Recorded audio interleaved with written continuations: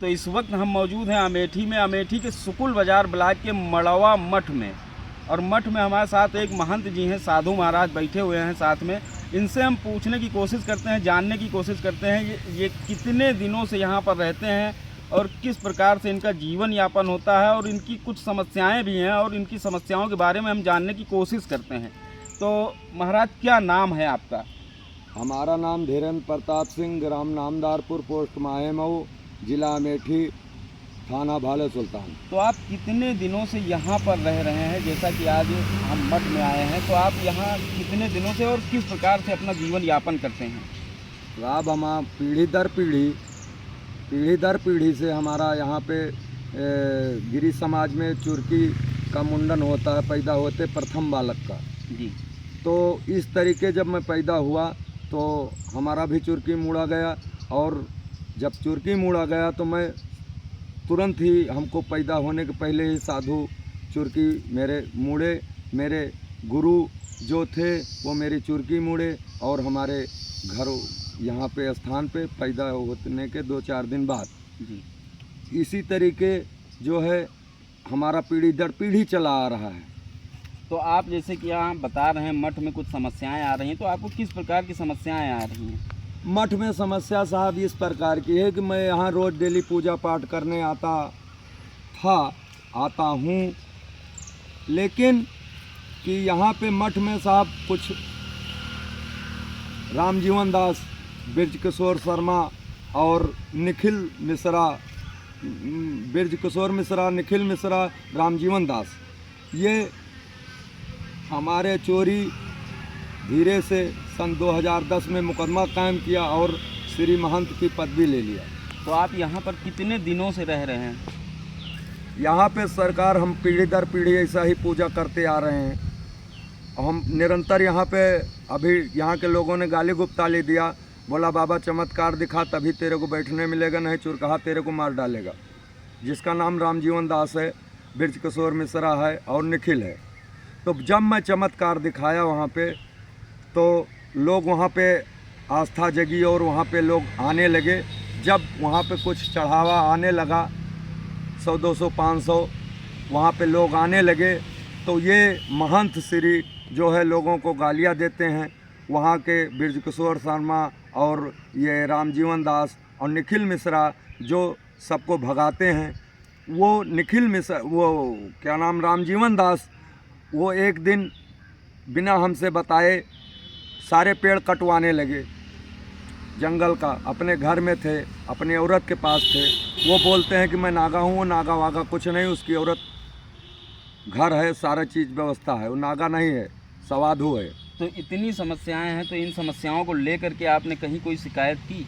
हाँ साहब, मैं एप्लीकेशन लेके गया था कोतवाल साहब के पास, और कोतवाल साहब बोले कि तुम पहले अपनी बंदूक जमा करके आओ भाले सुल्तान। कौन से कोतवाल ने? ये कोतवाल जगदीशपुर। क्या कहा उन्होंने? उन्होंने कहा कि मैं तुम्हारा एप्लीकेशन नहीं लूँगा, पहले जगदीशपुर वो भाले सुल्तान थाने में आप जा करके अपनी बंदूक जमा करके आवें और फिर आओ, तब एप्लीकेशन लूँगा। फिर जब मैं एप्लीकेशन बना के लेके गया उनके पास, तब कोतवाल साहब ने बोला कि मैं तुम्हारी कुछ सुनने वाला नहीं हूँ, तुम एप्लीकेशन अपना ले जाके भाले सुल्तान थाने में दो और मेरे थाने में दिखाई नहीं देना। फिर मैं सुबह जा रहा था नदी पे नहाने, वहाँ पे मना कर दिया कि यहाँ पे मठ पे नहीं जाना, नहीं तुमको मार दिया जाएगा। तब वहीं नदी के रोड पे सुकुल बाज़ार जिधर से जा रहा, तो वहीं पे इनके कोतवाल साहब के 2 पुलिस वाले खड़े थे जिनकी ड्यूटी थी। वो बोले कि बेटा तुम वहाँ पे मत जाओ अभी, और नहीं तो तुमको धमकियाँ मिल रही हैं वहाँ पे। नहीं तो क्या चाहते हैं आप? जैसे कि अगर यहाँ पर इस प्रकार की समस्याएं हो रही हैं, 2-3 लोग पहले से यहाँ पर हैं और आपके बैठने से यहाँ ऐतराज़ हो रहा है, तो आप चाहते क्या? मैं सरकार से यही चाहता हूँ कि हमको हमारे स्थान पे जो मैंने चमत्कार दिखाया, लोगों को गालियाँ सुनने पड़ी, हमको गाली भी दिया गया और ये लोग भगाए भी, हमको चाय भी नहीं दिए, यहाँ भी हमको भगा दिए, न खाना देते हैं न चाय देते हैं। इतना बड़ा मठ है, वहाँ पे सारी व्यवस्था, चना है, चाय है, सारी व्यवस्था है। 5-6 गाय हैं, उसको भी पकड़ के ले आया। बाबा रामजीवन दास दिन भर 3 लोग गाय ढूंढे और बोला बोला कि बाबा जी तुम बड़े भारी बाबा हो, चमत्कार इतना दिखाया तो मेरी गाय पकड़ के ले आओ। 9 बजे रात को रामजीवन दास आए मेरे पास और मैंने बोला कि वो तुम्हारी गाय खड़ी है भाई, देख ले। अरे गाय तो ठीक है, लेकिन आप चाहते क्या हैं? किस प्रकार से यहाँ आप बैठना चाहते हैं? आपको बैठने मिलेगा, नहीं मिलेगा? क्या सिस्टम इसका क्या? साहब मैं तो बैठना चाहता हूँ क्योंकि पीढ़ी दर पीढ़ी हमारा चुरकी मुड़ा हुआ है और ये लोग चोर डकैत हैं, इनका मानसिक संतुलन ठीक नहीं इन लोगों का। इस वजह से मैं ये चाहता हूँ कि थाना कोतवाल साहब से मैं ये कहना चाहता हूँ कि ये लोग, इनका दिमागी संतुलन ठीक नहीं है। हमको रोज़ भद्दी गाली देते हैं, हमको रोज़ चाय नहीं पिलाते। इतना चमत्कार उनको भी दिखाया तब भी मेरे को चाय नहीं पिलाया। और जो भी पेड़ वहाँ कटवाए, अभी वो नर्सिंग के लड़के कटवा रहे थे। यदि आपको यहाँ पर नहीं बैठने दिया गया तो आप क्या करेंगे? अगला कदम आपका क्या होगा? आप कहाँ तक जाएंगे? यदि हमें यहाँ नहीं बैठने दिया गया तो मैं योगी के पास जाऊँगा सीधा। तो इसकी शिकायत अभी आपने नहीं की कहीं? इसकी शिकायत सारी जगह पे, जब हमारी शिकायत कोतवाल साहब ने नहीं सुना तो मैं इसकी शिकायत फैक्स करवा रहा हूँ। यदि मेरे जान माल की सुरक्षा हमको दी जाए और मेरी बंदूक हमको दी जाए और हमें वहाँ पे कोतवाल साहब स्वयं आके अपना सुरक्षा दें। होते हैं आप, जैसे कि अगर यहाँ पर इस प्रकार की समस्याएं हो रही हैं, 2-3 लोग पहले से यहाँ पर हैं और आपके बैठने से यहाँ ऐतराज़ हो रहा है, तो आप चाहते क्या? मैं सरकार से यही चाहता हूँ कि हमको हमारे स्थान पे जो मैंने चमत्कार दिखाया, लोगों को गालियाँ सुनने पड़ी, हमको गाली भी दिया गया और ये लोग भगाए भी, हमको चाय भी नहीं दिए, यहाँ भी हमको भगा दिए। न खाना देते हैं, न चाय देते हैं। इतना बड़ा मठ है, वहाँ पे सारी व्यवस्था, चना है, चाय है, सारी व्यवस्था है। 5-6 गाय हैं, उसको भी पकड़ के ले आया। बाबा रामजीवन दास दिन भर 3 लोग गाय ढूंढे और बोला कि बाबा जी तुम बड़े भारी बाबा हो, चमत्कार इतना दिखाया तो मेरी गाय पकड़ के ले आओ।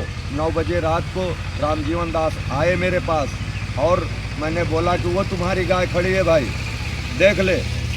अरे गाय तो ठीक है, लेकिन आप चाहते क्या हैं? किस प्रकार से यहाँ आप बैठना चाहते हैं? आपको बैठने मिलेगा, नहीं मिलेगा? क्या सिस्टम इसका क्या? साहब मैं तो बैठना चाहता हूँ क्योंकि पीढ़ी दर पीढ़ी हमारा चुरकी मुड़ा हुआ है और ये लोग चोर डकैत हैं, इनका मानसिक संतुलन ठीक नहीं इन लोगों का।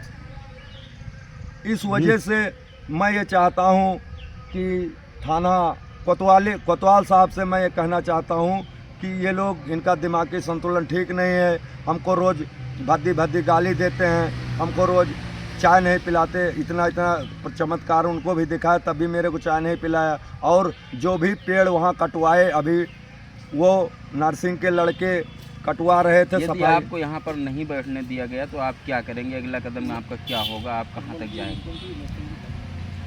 यदि हमें यहाँ नहीं बैठने दिया गया तो मैं योगी के पास जाऊँगा सीधा। तो इसकी शिकायत अभी आपने नहीं की कहीं? इसकी शिकायत सारी जगह पे, जब हमारी शिकायत कोतवाल साहब ने नहीं सुना तो मैं इसकी शिकायत फैक्स करवा रहा हूँ।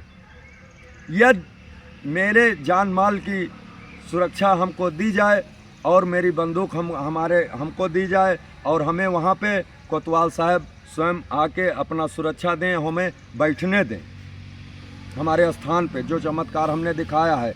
यदि हमको कुछ होता है तो इसके जिम्मेदार सिर्फ जगदीशपुर कोतवाल होंगे।